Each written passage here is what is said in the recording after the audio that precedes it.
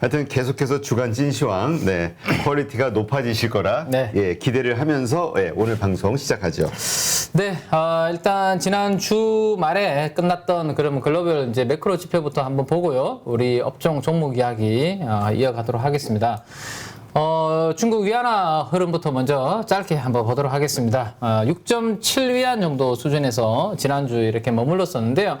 한 단계 조금 내려왔네요. 6.68 정도로 다시 위안화는 소폭 내려오는 그림입니다. 그래서 중국의 위안화가 약간 강세 흐름으로 지난주 금요일 마무리가 되었다 정도 한번 보시면 될 것 같고요. 자, 중국에도 이제 물가가 히트를 했다. 23개월 만에 최고치를 찍었다. 뭐 그런 헤드라인이 있어서 제가 이제 가지고 왔는데, 그나마 중국이 이렇게 좀 정부의 경기 부양 통화 정책을 좀 완화적으로 할 수 있는 부분이 다른 나라들 대비해서 물가가 좀 낮은 수준에 있다라는 거였는데요. 물가가 조금 올라갔다라는 내용입니다. 지금 그래프를 한번 보시면 될 것 같은데요. 2.5%입니다. 그래서 뭐 우리나라, 뭐 미국 등에 비하면 그렇게 상대적으로 높은 수준은 아닌데 최근 대비해서 이렇게 올라가는 그런 그림이 지난주 후반에 중국 쪽에서 지표였습니다. 컨센서스보다 살짝 이렇게 높게 2.4%가 컨센서스였는데 2.5%로 조금 높게 나왔다 정도 한번 체크하시면 될 것 같고요. 아직까지 그렇게 뭐 높은 수준은 아니다. 대지를 좀 잡아야 될 것 같아요. 이게 중국에서 이렇게 물가가 올라가는 부분 중에 하나가 돼지고기 가격이 최근에 좀 많이 올라가고 있는 부분이 있거든요. 아니 저렇게 할 때는 좀 다른 거 먹지. 굳이 그게 너무 좋아하나 봐. 저희는 그렇죠? 저도 이제 소고기 못 먹으니까 요즘은 이제 돼지고기 아니면 닭고기 뭐 이렇게 먹는데, 중국은 돼지고기 아니면 다른 거가 대체제가 잘 안 되나 봐요, 식성상. 그래서 돼지고기 가격이 좀 안정을 찾아야 된다. 그 뉴스가 나오면 중국의 물가가 조금 안정을 찾을 수 있다라는 거 한번 체크를 해보시면 될 것 같고요. 자, 이제 일주일에 제가 한 번 정도만 이제는 업데이트를 한번 해드리려고 생각을 하고 있습니다. 매일매일보다는. 그래서 이제 월요일이기 때문에 한번 가지고 왔는데요. 중국 상해지수가 조금 제가 이제 무거워지고 있다라는 표현을 써드렸습니다. 그죠? 횡보하는 기간이 너무 길어지고 있기 때문에 그 횡보하는 기간이 너무 길어지면 길어질수록 하나의 에너지 라인이 될 수 있다라는 말씀드렸고, 위로 올라가면 지지 에너지를 만들겠지만 아래로 내려오면 이 횡보했던 구간이 조금 무거운 저항의 에너지로 작용할 수 있다라는 말씀드렸고, 지난주 수요일 날 밑으로 툭 내려왔습니다. 그죠? 그리고 지금 옆으로 약간 또 쉬어가는 그림인데, 이것만 또 일봉 차트만 놓고 보면 이렇게 추세선을 좀 이탈한 정도까지만 보이지만, 우리가 보조 지표를 보면 지금이 좀 세력들이 좀 매집하고 있는지 모아가고 있는지 아니면 조금씩 팔고 있는지를 그냥 참고 정도 할 수 있는 게 있는데요. 보조지표 가지고 한번 체크를 해보면, 일단 가장 위에 있는 부분이 제가 지난번에 삼성전자 스토캐스틱을 한번 보여드렸던 적이 있는데, 이 스토캐스틱입니다. 주가는 지금 보시면 이렇게 올라가는 그림이었잖아요. 그죠? 근데 이 보조지표가 이렇게 떨어지는 다이버전스가 좀 나왔다라는 거 참고하시면 될 것 같고, 중간에 있는 것은 이 CO라는 지표입니다. 이 체켄스 오실레이터라는 건데, 거래량을 가지고 이제 판단하는 건데, 이것 또한 고점과 고점을 연결했을 때 이렇게 고점이 낮아지는 그런 그림을 보이고 있습니다. 그래서 이 다이버전스 보조 지표에서는 주가는 올라가는데 내려오는 다이버전스가 만들어지고 있어서 단기적으로 뭔가 조금 에너지가 분산되는 조짐이 중국 상해지수 일봉에서는 좀 나타나고 있다 정도 한번 체크를 좀 해보시면 될 것 같습니다. 자, 그래서 이제 주봉 기준으로 추세를 파악하는 MACD 오실레이터 주봉을 보시면 길이가 지금 이제 거의 붙어가는 모습이죠. 다행히 역전이 아직 되진 않았고요. 양봉의 길이가 직전주 대비해서 짧아지진 않았고 살짝 더 아직까지는 길긴 한데, 이번 주에 여기서 다시 올리지 못하면 하나, 둘, 셋, 넷, 다섯, 6주 만에 이 양봉의 길이가 짧아질 수 있는, 즉 에너지가 살짝 약해질 수 있는 그런 그림이 될 수 있으니까 중국 쪽도 참고하시는 분들은 흐름 체크하시면 좋을 것 같습니다. 자, 여기까지가 이제 중국 쪽 흐름이었고요.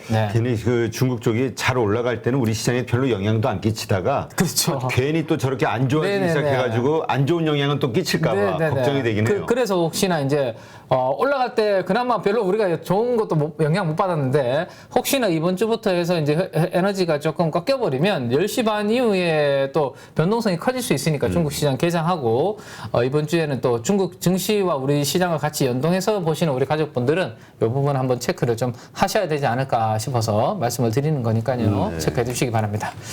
자, 그다음에 이제 암호화폐 쪽, 그 비트코인 쪽은 한 22,500까지 이렇게 바짝 올라가는 듯 하다가 수요일 정도까지, 수요일, 목요일까지. 근데 주 후반에는 다시 일요일까지 해서 이렇게 조금 쉬는 그림입니다. 22,000과 21,500 사이에서 왔다 갔다 행보하는 비트코인을 조금 주춤하는 그런 모습을 나타내고 있다 정도 보시면 될 것 같고요. 자, 이제 유가가 지난주에 크게 이제 요동을 쳤었습니다. 변동성이 아주 컸었죠. 이렇게 보시면 내려올 때도 크게 이렇게 하락을 했다가 올라가는 것도 이렇게 다시 이제 회복을 하는 모습인데, 금요일 날 제가 이제 102 정도까지 회복을 했다라는 말씀을 드렸거든요. 근데 우리 시간 끝나고 미국의 종가 기준으로는 105 정도까지 이렇게 추가적으로 더 유가는 상승하는 그러한 모습이 나타났습니다. 그래서 이번에 하락한 폭의 거의 절반 정도는 다시 회복을 하는 그러한 흐름으로 끝났다라고 보시면 될 것 같은데, 유가의 추가 상승에 영향을 줬다라고 하면 이 정도 뉴스 한번 보면 될 것 같아요. 조금 전에 이제 중국은 어쨌든 물가가 그래도 상대적으로 아직 안정권이기 때문에 정부에서 경기 부양을 위해서 노력을 하고 있다라는 말씀드렸는데, 지난주 금요일 날 이제 오후장에 무슨 이야기가 나왔냐면, 장 끝나고 290조 원의 규모의 특수채를 추가적으로 발행해서 경기 부양하는 데 쓰겠다. 그러니까 채권을 발행하니까 정부 쪽으로 이제 돈이 이제 들어오겠죠. 그 돈을 가지고 뭐 경기 부양하는 인프라 쪽이라든지 다양하게 사용할 수 있는 그런 부분. 그러면 이제 활동이, 여러 가지 생산 활동이 이렇게 재개가 되면 원유에 대한 수요는 이제 올라갈 것이고, 그래서 유가에 대한 수요가 조금 올라오지 않겠나, 수요 회복이 되지 않을까라는 그런 부분 때문에 지난주 후반에 유가 상승에 약간의 영향을 줬다 정도 한번 체크를 해보시면 될 것 같습니다. 자, 미국의 2년물과 10년물 금리를 이제 한번 볼 텐데요. 지난 주말에 한 단계씩 이렇게 팡팡을 다 레벨업이 이렇게 되어버렸습니다. 그죠? 2년물 금리가 3% 정도까지는 우리가 말씀을 드렸는데, 그 금요일 날 3.10까지 다시 한번 한 단계 더 레벨업을 하는 그런 모습이 2년물 금리에서 나타났고, 10년물 금리 쪽에서도 마찬가지입니다. 3% 전후에 있던 10년물 금리가 3.1까지 올라갔다가 3.07까지 이렇게 하락하는 그런 모습. 그래서 10년물과 2년물이 모두 지난주 금요일 날 국채금리가 한 단계 더 레벨업이 되는 그런 모습이 특징적이었습니다. 자, 근데 이제 여전히 장단기 금리 역전은 유지가 되고 있더군요. 2년물이 10년물보다 금리가 이렇게 높은 흐름이 나타나고 있고, 20년물 금리가 30년물보다 이렇게 금리가 높은 상황이 지속이 되고 있습니다. 그래서 금리가 다 같이 올라가긴 했지만 상대적으로 여전히 단기물이 더 장기물보다 금리가 높은 역전 현상이 이어지고 있다라는 거 보시면 될 것 같고, 자, 금리가 그러면 왜 한 단계 더 주말에 레벨업 되었을까라는 것을 우리가 이제 체크를 해야 되는데요.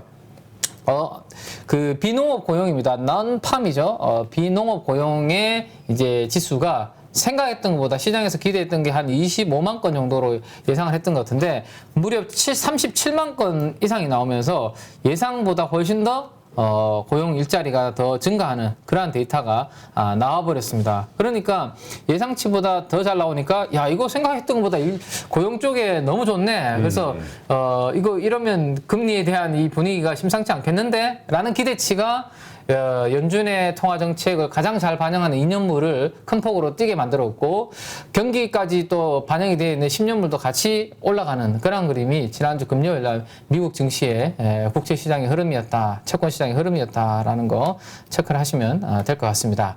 자, 그래서 이제 2주 뒤죠? 다음 주인가요? 7월 27일이면 다음 주인가요? 네, 아무튼 한 2주 정도로 가깝게 지금 다가오고 있는 7월달 미국 연준의 FOMC 회의에서 금리가 어떻게 될 것인가에 대한 예측치가 지금 이미 움직이고 있는데요. CME의 패드워치라는 사이트에 들어가시면 우리 가족 여러분들께서도 7월 27일 날에 금리를 과연 몇 bp를 인상할 것인가에 대한 확률을 여러분들도 다 보실 수가 있습니다. 그래서 제가 어제 밤에 오늘 새벽 기준으로 뽑아보니까 지금이 1.75거든요. 1.75. 근데 지금 내년 7월 달에 금리의 밴드를 2.25에서 2.50으로, 즉 75bp를 인상할 거다라는 것이 이미 92.4%로 반영이 되고 있습니다. 그래서 75bp 금리 인상은 7월 27일 날 연준 회의에서 기정사실화되고 있다라는 거고, 100bp OBP 인상될 것 확률도 지금 7.6%로 움직이고 있거든요. 그래서 1%포인트 그냥 한 방에 올릴 거다라는 것도 소수 의견으로 지금 반영이 되고 있는데 거의 75bp의 금리 인상은 기정사실화되어 있기 때문에 2주 뒤에 뭐 75bp 올리더라도 시장이 뭐 그렇게 놀라진 않을 정도로 이미 반영이 되고 있다 정도 뭐 체크하시면 될 것 같고 이미 고용과 관련된 이러한 데이터로 인해서 50bp는 물 건너갔고 75bp 금리 인상으로 보셔야 될 것 같고요. 그 분위기는 요 표를 통해서 우리 가족 여러분들께서 느끼시면 될 것 같아요. 50bp 인상 가능성도 일주일 전에만 하더라도요. 요 정도 있었거든요. 7월 1일 정도만 하더라도 14% 정도 있었는데 지금 하루 전만 지난주 금요일 기준으로는 그 50bp 인상 가능성은 제로죠. 제로로 바뀌었고 75bp 인상 가능성은 86%에서 92%로 이렇게 올라왔고 100bp 인상 가능성은 제로에서 76%로 이렇게 올라왔습니다. 그래서 50bp 인상 가능성은 물 건너갔고 75bp 인상 적어도 금리 인상할 거다라는 쪽으로 분위기가 바뀌어가고 있다라는 거 체크를 하시면 될 것 같습니다. 자, 그래서 지난주 후반에 채권 시장의 움직임, 고용 데이터와 함께 어떤 분위기가 있었는지까지 한번 점검을 해드렸고요.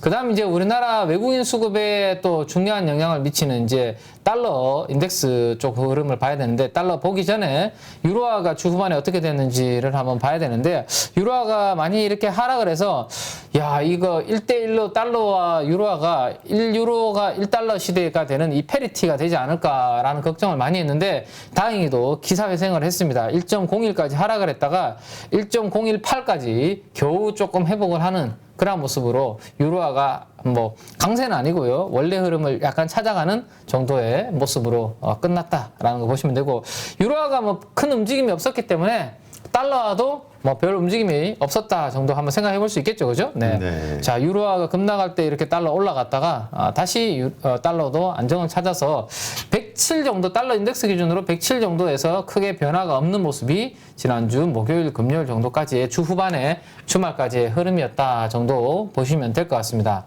네.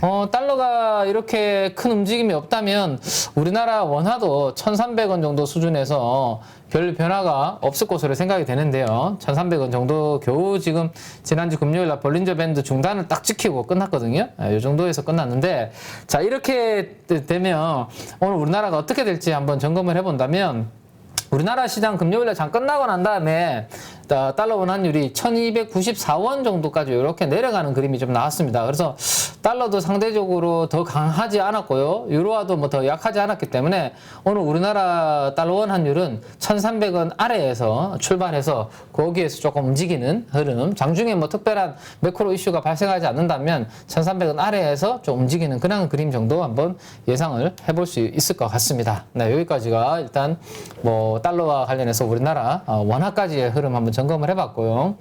자, 지난주 금요일 날 많은 분들이 이제 미국 하이힐드 스프레드가 추가적으로 더 꺾였을까, 어떻게 됐을까 많은 분들이 궁금하셨을 것 같은데 5.99까지 6%까지 육박했던 미국의 하이힐드 스프레드가 이 3일 연속으로 큰 폭으로 하락을 했습니다. 그래서 금요일 날 더 하락을 해서 5.36까지 추가적으로 더 내려가는 그런 그림이 나왔거든요. 그래서 이 그림은 뭐 당연히 글로벌 금융시장, 우리나라 시장 입장에서도 그렇게 나쁜 그림은 아니다라는 거 보셔야 될 것 같고요. 다만 이제 그 프레드라는 사이트, 미국 연준이 만들어 놓은 여러 가지 이제 데이터들을 모아놓은 사이트가 이제 프레드인데 거기에서 제가 주간 단위로 이제 데이터를 받아서 이제 업데이트를 해보니까 주간 단위로는 아직까지 크게 꺾이지 않는 그런 그림을 보여주고 있습니다. 그래서 일간 단위로 3일 연속 하락을 했기 때문에 나쁘지 않은 그림으로 일단은 보셔도 되는데 주간 단위로 아직 꺾이지 않았기 때문에 우리가 너무 공격적으로 대응하기보다는 살짝 그래도 과거보다는 조금 좋아지는 그림 정도로 생각을 하시면 좋지 않을까 싶네요. 네. 자, 이제 이렇게 채권 시장 쪽에 하이힐드도 조금 회복이 되고 하니까 미국의 투자자들의 심리는 조금 더 30 정도 수준까지 이렇게 긍정적으로 지난주 후반에 만들어졌다. 24, 25 정도 수준에 있다가 30 정도까지 조금 오른쪽으로 이동을 했다라는 것까지 한번 보시면 될 것 같고요. 고용 데이터가 너무 좋게 나오는 바람에 야, 이거 큰일이네. 지금은 지표 좋게 나오면 오히려 안 좋게 시장에서는 예상을 하잖아요. 안 좋게 나와야 연준의 금리 인상이 공격적으로 전체적으로 인상되는 부분이 좀 마무리될 거다라 생각하는데 좋게 나와버리니까 시가에서 미국의 나스닥이 갭 하락으로 출발을 했고 한 10시 정도 경에는 1% 이상으로 더 밀어버렸습니다. 네. 그러니까 밀어버렸다가 그래도 낙폭을 조금 회복을 해서 그냥 뭐 보합권에서 지난주 금요일 날 나스닥은 마무리가 되었다라는 거 한번 보시면 될 것 같습니다. 이 두 개의 이제 갭을 가지고 이제 제가 설명을 드렸었는데요. 이번 주에도 월요일이니까 제가 한번 보고 주중에 뭐 특별한 움직임 없으면 다음 주 또 한번 월요일에 체크를 해드리도록 그렇게 하겠습니다. 네. 자, 이게 이제 상승 갭이고 이제 지지 갭이었고, 요게 이제 하락 갭이고 저항 갭이었는데, 지난주 후반에 아쉽게도 저 저항 갭의 이 구멍을 완벽하게 메우지는 못했습니다. 다행히 그래도 시가 낮게 출발했다가 종가가 조금 회복되면서 양봉으로 마무리가 되었습니다. 그래서 이번 주에는 저기 갭을 뚫을 수 있을까? 글쎄요. 이번 주에 CPI가 발표가 있기 때문에 지금 예상치가 8.8% 정도로 미국은 지금 나오고 있거든요. 8.8%면 지난번보다 살짝 더 올라가는 지표라서 그 지표가 나왔을 때 글쎄요. 악재 노출로 볼지 아니면 추가적으로 더 뭐 공격적인 좀 금리 인상의 스탠스로 시장이 조금 출렁일지 한번 지켜봐야 되지 않을까 싶고, 하지만 그 아래쪽으로는 지지가 탄탄하거든요. 네. 요 지지 상승 갭의 이 지지 구간은 탄탄하기 때문에 저기를 지지로 위에 저항 갭을 뚫으려는 시도가 나타나는 한 주간의 흐름 정도로 이번 주 미국의 나스닥 흐름 체크를 하시면 될 것 같고요. 자, 주봉 흐름입니다. 주봉은 지금 4주 연속으로 그래도 3주 연속이죠. 한 번, 두 번, 세 번 이렇게 3주 연속으로 음봉의 길이가 이렇게 조금씩 짧아지는, 그래서 어두운 구간은 조금 지나가는 그러한 에너지를 보여주고 있기 때문에 이번 주 CPI만 조금 잘 회복을 해서 시장이 버텨준다라면 이 주간 기준으로 회복되는 이 에너지는 조금 계속 유지가 되지 않을까 생각합니다. 그래서 이번 주 고비는 아마 또 주 중반이 되지 않을까 싶어요. 그래서 우리가 목요일 날 이 시간에 아마도 그 관련된 이야기를 많이 나누지 않을까 싶습니다. 네. 알겠습니다. 자, 그래서 이제 미국의 업종판을 한번 보시면 되는데, 뭐 대부분이 뚜렷한 색깔은 보이지 않죠? 빨간색의 아주 뚜렷한 색깔도 없고, 뭐 초록색의 잔디 푸른 색깔도 아주 뚜렷하지 않은데, 우리 얘기 있잖아요. 굳은피 색깔. 네네, 뭐 그런 색깔들만 간혹 좀 보이고, 테슬라의 이 초록색이 가장 눈에 띄는 모습입니다. 그죠? 테슬라의 초록색이 가장 눈에 띄는데, 뭐 테슬라는 개별적인 조금 이슈가 좀 있었죠. 과거에는 이제 트위터 인수 때문에 주가가 좀 흔들렸다면, 트위터의 인수를 또 안 한다라고 하니까 주가가 장중에 좀 많이 올랐다가 상승폭이 약간 반납이 된 겁니다. 2.5%면 상승폭 반납되면서 끝났고, 트위터 측에서는 소송도 불사하겠다라고 하죠. 그래서 대규모 지금 좀 똘똘한 그 로펌 변호사들을 지금 딱 뭐 준비해서 소송을 나서겠다라는 이야기들을 지금 하고 있는데, 앞으로 이 소송에서 또 얼마나 많은 또 불협화음이 안 좋은 또 내용들이 나올지 모르겠는데요. 어쨌든 일론 머스크도 상당히 강하게 맞서고 있는 것 같습니다. 너가 공개를 투명하게 나한테 안 주니까 나는 이건 한 거지, 내가 절대로 이거 그 인수하는 거 중단됐다고 해서 내가 페널티를 물을 이유가 없다, 지금 맞서고 있기 때문에 앞으로 어떤 식으로 이게 전개가 될지는 또 추후에 한번 계속해서 업데이트를 좀 해봐야 되지 않을까 싶네요. 네. 자, 그런 내용들이 있었고, 빅테크 관련주들은 그냥 보합권에서 등락이 좀 엇갈리는 정도 흐름, 반도체 관련주들이 그나마 약간 강보합 정도, 뭐 그런 흐름 정도로 한번 체크를 하고 넘어가도록 그렇게 하겠습니다. 자, 지금부터는 이제 우리나라 흐름들은 이제 한번 체크를 할 텐데요. 지난주에 우리 그 삼성전자의 실적 발표가 있었지 않습니까? 2분기 실적 발표 있었고, 2분기 실적 발표를 딱 기점으로 해서 외국인들이 반도체 관련주들에 대해서 그래도 그나마 조금 순매수가 들어오는 그런 분위기가 좀 있습니다. 그래서 지난주 금요일 날 코스피에서 순매수 금액 기준으로 외국인들이 어디를 샀나라는 것을 보면 삼성전자와 하이닉스 쪽으로 거의 1,500억 정도의 자금을 집행을 했다라는 부분 한번 점검해 볼 만한 포인트인 것 같고요. 현대모비스도 꽤 샀어요. 네, 현대모비스, 현대차, 그다음에 기아, 이렇게 자동차 뭐 대형 3인방에 대해서 골고루 순매수가 좀 들어오는 모습인데, 미국 쪽에서 점유율이 나쁘지 않고요. 특히나 전기차 쪽에서는 지난번에도 한번 언급을 드렸지만 테슬라 다음으로 전기차 시장에서의 점유율 자체를 상당히 조금 공고하게 다지고 있는 그런 부분들이 긍정적으로 시장에서는 좀 보고 있는 것 같습니다. 다만 이제 독일이라든지 이러한 이제 다른 타 완성차 메이커들이 견제를 지금 많이 하려고 하고 있죠. 그래서 조사도 하고 있고 다양한 부분들을 이제 태클을 걸고 있는데 그 부분들을 좀 잘 현대차 그룹에서 극복을 좀 해내는 게 이제 관건인 것 같은데 어쩐든 자동차 쪽에서도 그래도 그 부분 좀 잘 극복을 하고 있는 것 같고 기타 흐름들은 이제 바이오 대형주 셀트리온이라든지 삼성 바이오로직스 뭐 이런 종목들로 외국인들은 조금 저가 매수가 좀 들어왔다 정도 체크를 해보시면 될 것 같습니다. 자, 코스닥에서 외국인들이 이제 소폭 순매수를 보이긴 했는데요. 순매수한 금액이 별로 크지 않아서 그냥 순매도를 한 종목들 그냥 금액 기준으로 한번 업데이트를 해서 가지고 와봤습니다. 셀트리온 제약 쪽이 76억 정도로 뭐 상대적으로 조금 더 팔았다라는 거 한번 보시면 될 것 같고 그 다음에 안랩, 인탑스 뭐 이런 개별 종목들이 좀 매도가 상위에 나오는 그런 모습인데 바이오니아라는 종목이 있거든요. 바이오니아가 이제 주가가 아주 큰 폭으로 많이 하락했었는데 지난주 말에 이제 재료가 하나 나왔습니다. 이제 유럽 쪽에서 뭐 그 약물 그 효능이 상당히 좋은 뭐 내용이 발표가 되었다라는 그런 내용이 나오면서 상한가 가는 그런 움직임이 좀 나왔었거든요. 바이오니아 이게 아마 탈모 관련된 탈모 관련된 아마 내용이었던 것 같은데 탈모 기능성 화장품 그죠? 안전성 네네. 최고 등급. 예. 지난번에 한번 주가가 폭락했을 때는 국내였나요? 아마 국내 쪽에서 식약청하고 아마 되게 뭐 좀 부딪히는 그 효능성에 대해서 국내 식약청은 조금 부정적으로 결과를 이렇게 냈고 그러면서 이제 우리는 식약청의 뭐 의견을 조금 수용할 수 없다. 약간 그런 그 날선 반응을 보이기도 했었는데 이 해외 쪽에서 상당히 좋은 데이터가 발표가 나오면서 지난주 금요일에 상한가 갔는데 외국인들은 조금 매도하는 그런 모습입니다.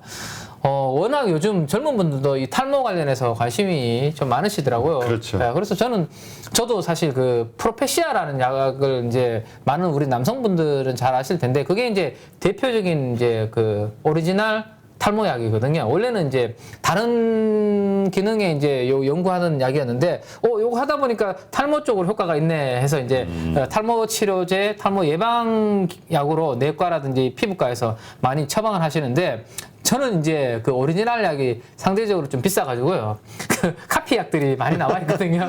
국내에도 카피 약들이 많이 나와 있어서 상대적으로 저렴한 그 카피 약을 복용을 하고 있는데, 그게 이제 그 머리를 더 나게 하진 않아요. 시커멓게. 빠지게. 예, 여기에서 그래도 이제 막아주는 효과는 좀 있는 것 같습니다. 그래서 저도 정수리 쪽 제가 인사할 때 잘 보시면 아시겠지만 살짝 이게 조금 그런데 그래도 탈모약 복용을 하면서 여기 예방이 좀 되고 있는 것 같은데 제발 좀 탈모약이 나와서 우리 탈모인들의 안타까운 부분을 좀 풀어줬으면 하는 바람입니다. 이게 되게 저는 진짜 돈이 얼마나 들더라도 저는 쓸 것 같거든요. 진짜 효과만 있다면. 그래요? 네.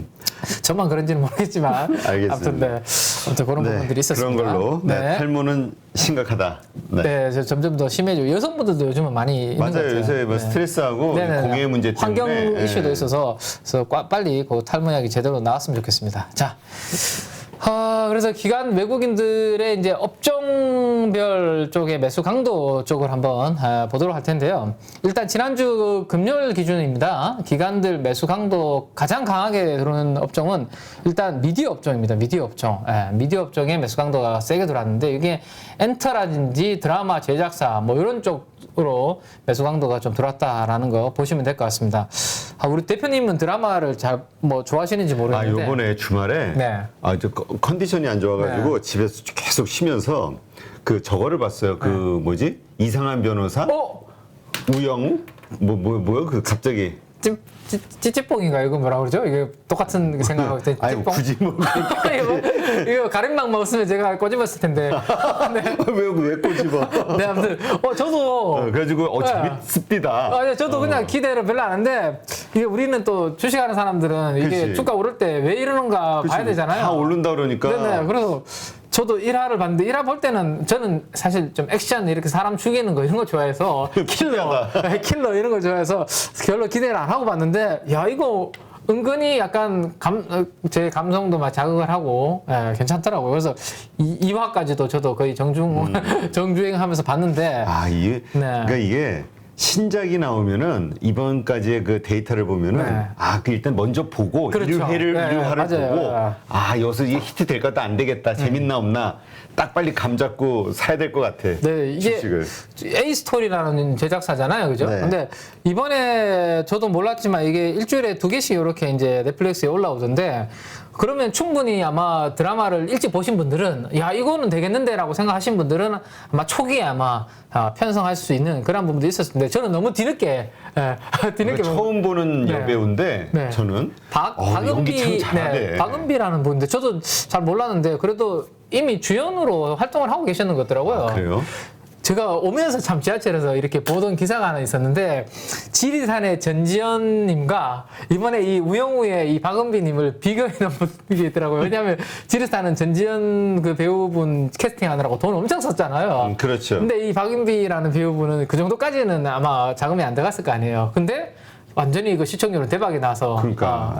그러니까 이게 그 얼마나 스타성 있는 사람들을 쓰느냐도 물론 중요하겠지만, 그러니까 연기력과 탄탄한 스토리, 그 다음에 참신해야 돼, 소재가. 맞아요. 그 전혀 정말. 저는, 근데 저도 사실 넷플릭스에서 보면서 그거를 봤어요, 여러 차례.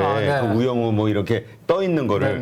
근데 배우도 처음이고 잘 모르고 이 사람 별로 안 와닿아가지고 주제가 안 봤었거든. 클릭을 안 했었는데 이번에 하도 화제가 되니까 한번 맞아요. 봤는데 저도, 재밌어요. 네, 괜찮더라고요. 그래서 저도 이번에 느낀 게 방금 이제 참신한 약간 뭐 그런 이제 소재.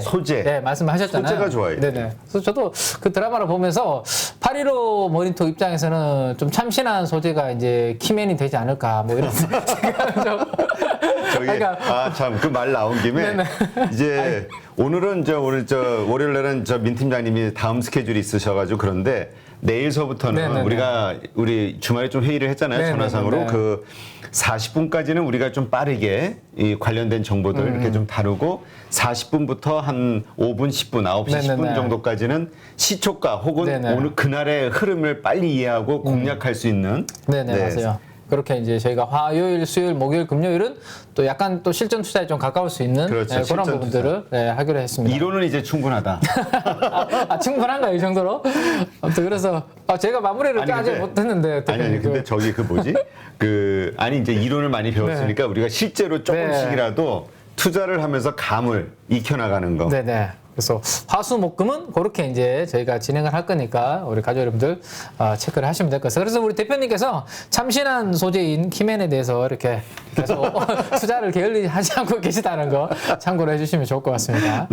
자, 그리고 이제 외국인과 기관에 공통적으로 매수한 업종들을 한번 보시면 전기장비, 그리고 자동차, 우리 조금 전에 자동차 이야기를 했죠, 그죠? 자동차 부품 이렇게 공통적으로 좀 들어오고 있다라는 겁니다. 전기장비는 역시 이제 전력 인프라 쪽의 흐름이라고 보시면 될 것 같고요. 그래서 자동차와 자동차 부품 쪽으로도 좀 들어왔다 정도 한번 보고, 그럼 매수 강도 기준으로 그러면 어떤 종목 위주로 상위의 탑 20가 형성이 되어 있는지 한번 보도록 하겠습니다.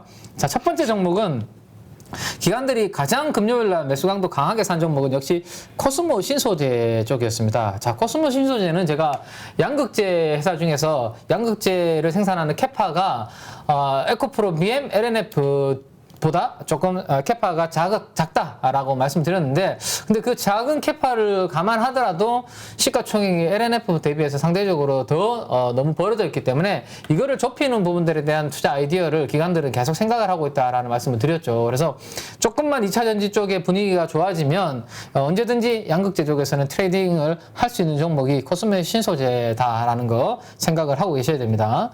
자, 그 다음 종목이 이제 성강밴드인데, 자, 이 종목이 지난주에 우리 유가가 큰 폭으로 하락하면서 한번 출렁였던 종목입니다. 근데 조금 이따가 제가 차트를 가져왔기 때문에 그 차트를 가지고 뭐 후반에 설명을 드릴 텐데, 어쨌든 기관들은 다시 주가가 빠지니까 시총의 0.5% 해당하는 금액을 한 방에 투입하는 그런 모습이 특징적인 흐름 정도 보시면 될 것 같고요. 그다음 바이오 쪽에서는 레고캠 바이오, IT 쪽에서는 PSK 이런 종목들로 수급이 좀 강하게 들어왔다라는 거 보시면 되는데 SM이 이제 수급이 엔테주 중에서는 YG 엔터와 함께 이렇게 들어왔는데 에스파 쪽이 계속해서 네네, 걸그룹 에스파 쪽에서 분위기가 계속 좀 좋게 형성이 좀 되고 있는 것 같아요. 그리고 뭐 소녀시대 분들도 최근에 뭐 프로그램 새롭게 또 같이 출연해서 지금은 소시시대 뭐 이렇게 소시시대인가 소녀시대인가 아무튼 뭐 그런 프로그램으로 제목으로 하시더라고요. 그래서 참 옛날 생각도 많이 나이가 좀 많이 이제 드셨잖아요, 소녀시대 분들이. 그래서 좀 그래도 우리 마음엔 소녀시대. 그렇죠. 네, 또 저한테는 또 소녀이기 때문에 뭐 그런 부분도 있었습니다.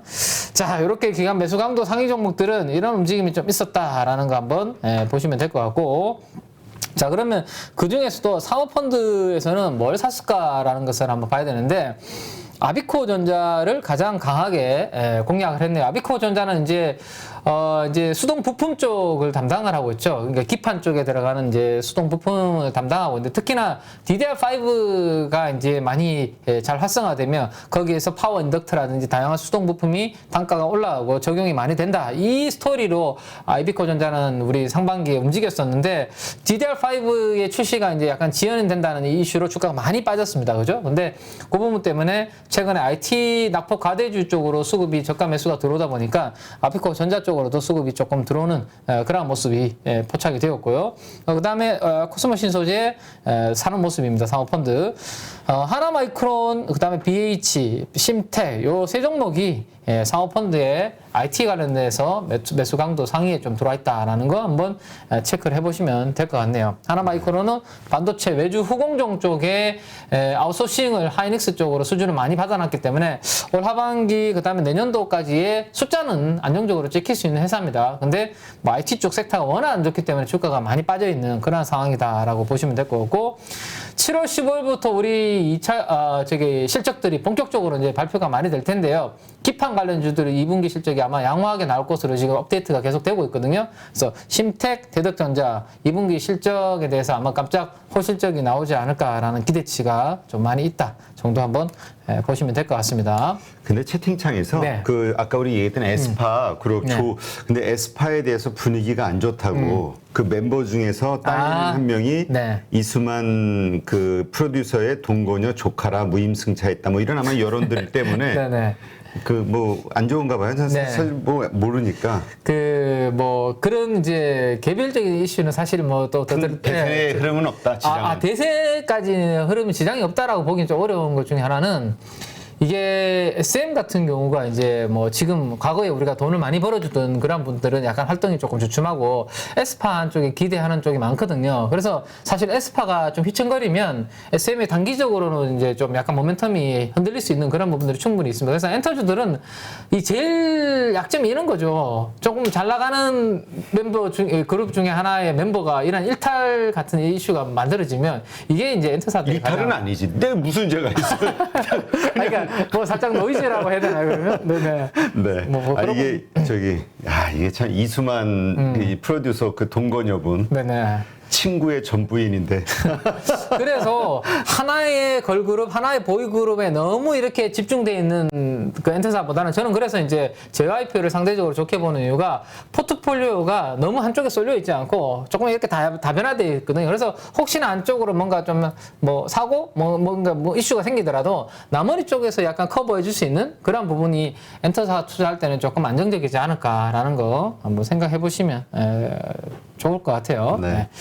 자, 연기금 쪽 움직임을 한번 보면 좋을 것 같은데요. 네, 연기금 쪽에서는 STI라는 종목을 지난주 금요일에도 가장 많이 담는 모습입니다. STI가 반도체 장비 관련해서 조금 새로운 이제 신사업으로 진출한다라는 말씀을 드렸고, 반도체 후공정 쪽에 이제 기판에 리플로우 장비라는 것을 한다라는 말씀 드렸었고, 그 다음에 잉크젯 장비 쪽에 이 장비도 새롭게 하는 이런 부분들이 새로운 모멘텀인 거죠. 그래서 기존에 이제 뭐 반도체 증설할 때 기본 인프라로 들어가는 것은 캐시카우고요. 그래서 그런 부분들 때문에 주가가 움직였다가 다시 IT 섹터 안 좋으면서 주가 빠져 있는 상태이기 때문에 저가 매수가 연기금에서 좀 들어온다 라는 거 보시면 되겠습니다.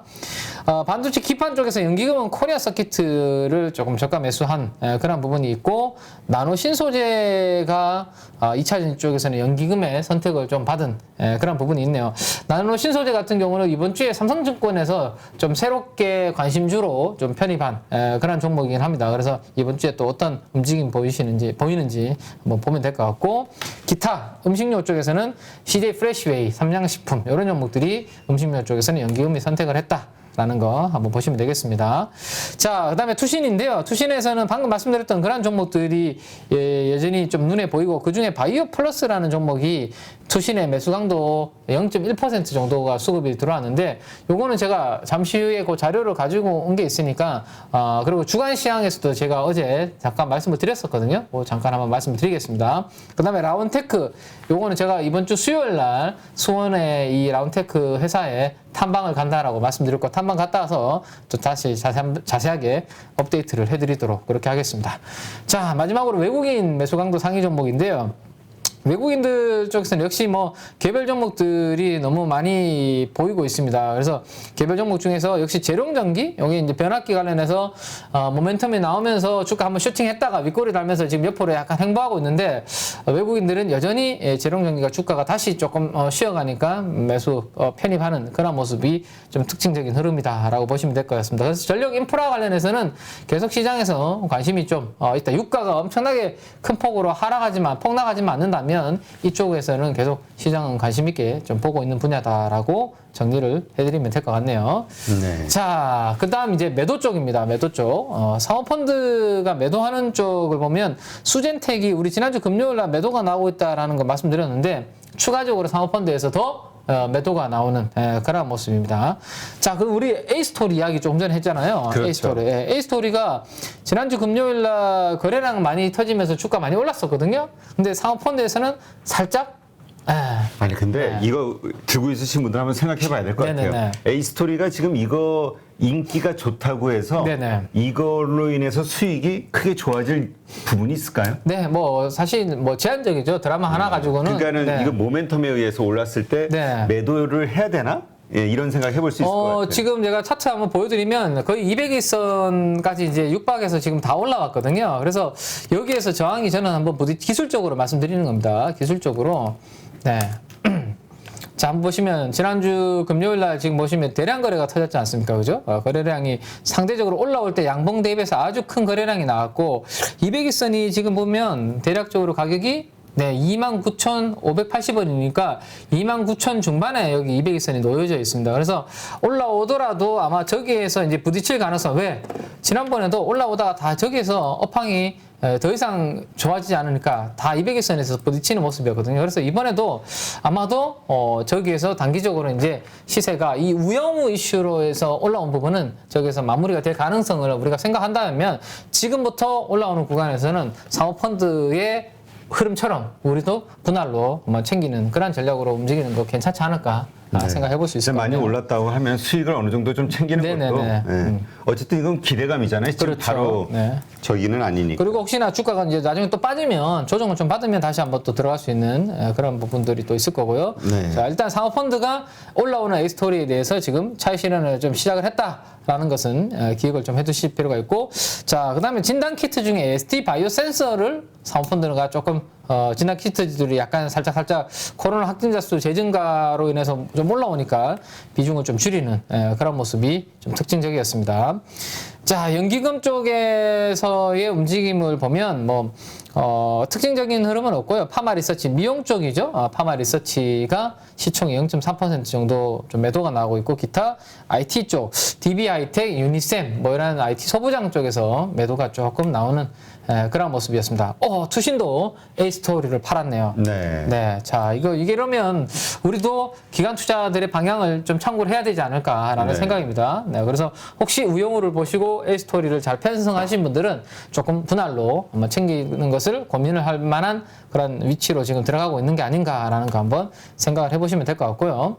자, 외국인들 매도는 대하 TI, 요게 이제 철도 관련주로 많이 알려져 있죠. 철도 신호 관련해서 제어 관련해서 하고 있는 종목인데 1% 정도의 시총의 1%의 외국인들의 매도가 좀 나왔고, 그 다음에 뭐 CS 베어링, 풍력, 그 다음에 SPG 뭐 이런 종목들 풍력과 좀 로봇 관련주 쪽 매도 좀 나왔다 정도 한번 점검을 해보시면 될 것 같습니다.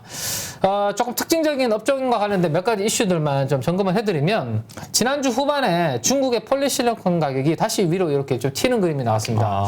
좀처럼 폴리실리콘, 네네, 좀처럼 폴리실리콘 가격이 좀 진정되지 않고 계속 올라가는 그런 그림이 나타나고 있기 때문에 뭐 OCI라든지 이런 폴리실리콘 관련된 가장 밑단에 있는 기업들 입장에서는 나쁘지 않은데, 폴리실리콘 다음에 그다음에 웨이퍼가 있고 그다음에 셀 모듈 뭐 이렇게 되잖아요. 근데 이 실리콘 가격이 너무 올라가 버리면 이게 수요의 파괴라고 하죠. 가격이 너무 올라가면 내가 수용할 수 없는 정도로 올라가 버리면 얘네들 입장에서는 가동률이 조금 슬로우해질 수 있는, 저건 내가 너무 올라가기 때문에 저거를 수용할 수 없어, 이런 움직임이 나타날 수 있거든요. 그래서 중국 쪽에서는 셀 모듈 업체들의 가동률이 조금 떨어지고 있다라는 그런 이야기들이 좀 있으니까 그 부분은 한번 체크를 해볼 필요가 있을 것 같고, 만약에 실리콘 가격이 저렇게 급등하지 않고 어느 정도 안정을 찾는데 웨이퍼 셀 모듈 쪽의 가격이 계속 올라가는, 전반적으로 이 밸류 체인이 다 좋아진다. 그러면 뭐 태양광 ETF 차이나 중국의 태양광 ETF 이런 종목들이 계속 올라갈 수 있기 때문에 중국의 태양광 쪽 투자하는 ETF도 있구나 정도 이렇게 참고해 보시면 좋을 것 같고, 우리나라 OCI인데요. OCI가 오늘 폴리실리콘의 영향을 받을지 아니면 조금 폴리실리콘 가격 급등 때문에 지금 공장 가동률이 좀 떨어지고 있는 셀 모듈의 부정적인 이슈를 받을지, 그 부분은 우리나라 한번 OCI는 참 출발할 때 한번 봐야 될 것 같은데, 이 12만 3천 원 정도 여기가 최근에 아래 꼬리를 달리고 있는데 여기를 이탈하면 단기적으로 조금 또 쉬어가는 그림이 될 수 있을 것 같습니다. 그래서 그 그림이 나오는지 체크해 봐야 되고, 아니면 지난주 수요일과 금요일 날 시가가 여기 음봉이 나란히 놓여져 있죠. 여기 위를 빨리 회복하는지, 그 부분 아마 폴리실리콘 가격 급등 때문에 나타날지 관전 포인트로 아마 OCI를 보시면 될 것 같고요.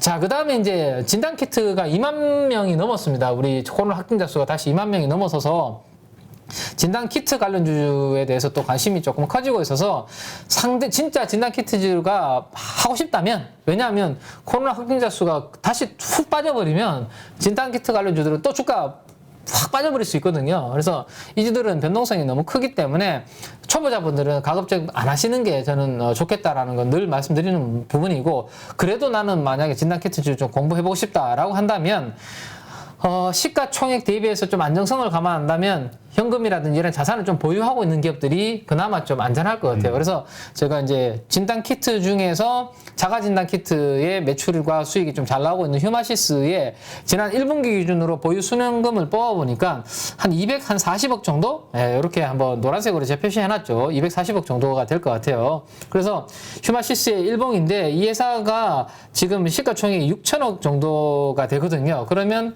6천억에 지금 2천 몇백 억이니까 한 40% 정도?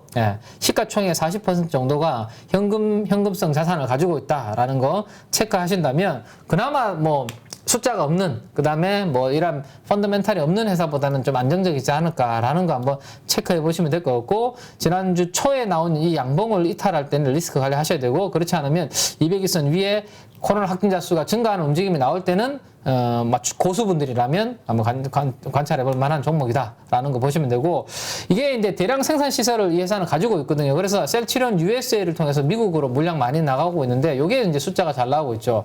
그 다음에 우리가 코로나 검사 체계가 1월 말에 전환이 되었습니다. 자가 진단 키트에서 검사해보고 양성 나오면 PCR 해라, 뭐 이런 걸로 바뀌었기 때문에 자가 진단 키트 검사 많이 하고 있는데 지금 다시 수요가 지금 좀 올라오고 있거든요. 그래서 식약처하고 안정적인 공급을 위해서 업무 협약 맺은 회사가 딱 두 개입니다. 휴마시스와 SD 바이오센서 두 개 회사이기 때문에 휴마시스는 그 중에 하나다라는 거 보시면 되고, 그러면 시가총액 대비해서 좀 뭐 현금이라든지 이런 재무 구조가 좀 더 안정적인 회사가 누구냐?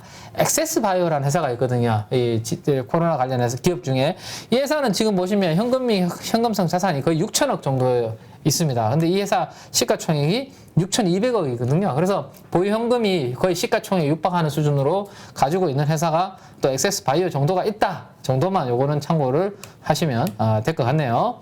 그 다음에 오늘 또 이번 주 관전 포인트는 성강밴드가 지난주 유가 빠지면서 이렇게 큰 폭으로 좀 흔들렸는데 요거 회복하는지, 요거 이번 주에 회복을 하면 요거 3일 만에 회복하면 유가의 단기적인 부침이 그렇게 피팅 관련주들한테 큰 영향은 아니구나 라는 거 한번 생각해 볼 수 있습니다. 그래서 요 11,400원 정도를 빨리 또 회복을 해서 원래 흐름을 가지고 가는지 요 부분이 성강밴드한테는 좀 관전 포인트가 될 수 있겠다라는 거 말씀을 드리고 마지막으로 한 가지만 더 이번 주에 또 말씀드리는 부분이 아까 바이오 플러스에 대해서 이야기를 잠깐 나눴는데요.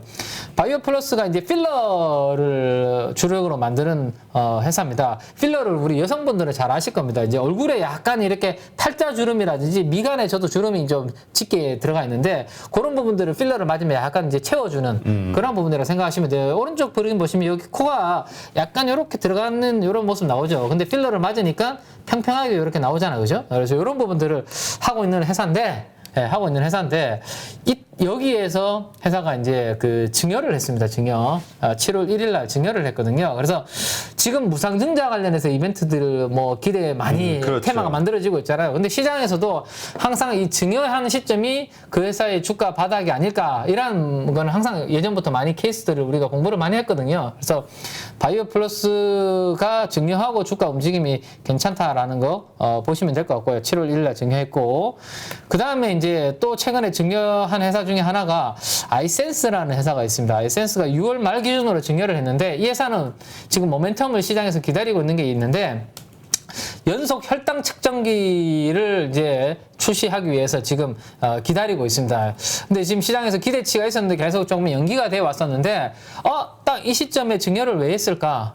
그러면 곧 조만간에 연속 혈당 측정기가 통과되지 않을까? 뭐 그런 기대감이 좀 있는 것 같아요. 우리가 아침에 당뇨 있으신 분들은 아시겠지만 일어나면 그 손 이렇게 턱 찔러서 피 이렇게 해서 검사하시잖아요. 그래서 이 수치가 높은가 낮은가 보시는데 요거는 아이센스의 연속 혈당 측정기는 지금 개발하고 있는 부분은 몸에 딱 부착해 놓으면 24시간 내 혈당 측정지를 내 모바일로 이렇게 계속 수치를 볼 수 있는 그런 부분들이거든요. 그래서 이거는 조금 번거로움이 적죠. 그래서 글로벌 트렌드가 이런 부분으로 가고 있어서 이게 잘 되면 아이센스한테 하나의 또 모멘텀이 될 것 같습니다. 그걸 앞두고 이렇게 했다라는 거 기대치가 있는 거 아닌가라는 거 생각해 보시면 될 것 같습니다. 네, 알겠습니다.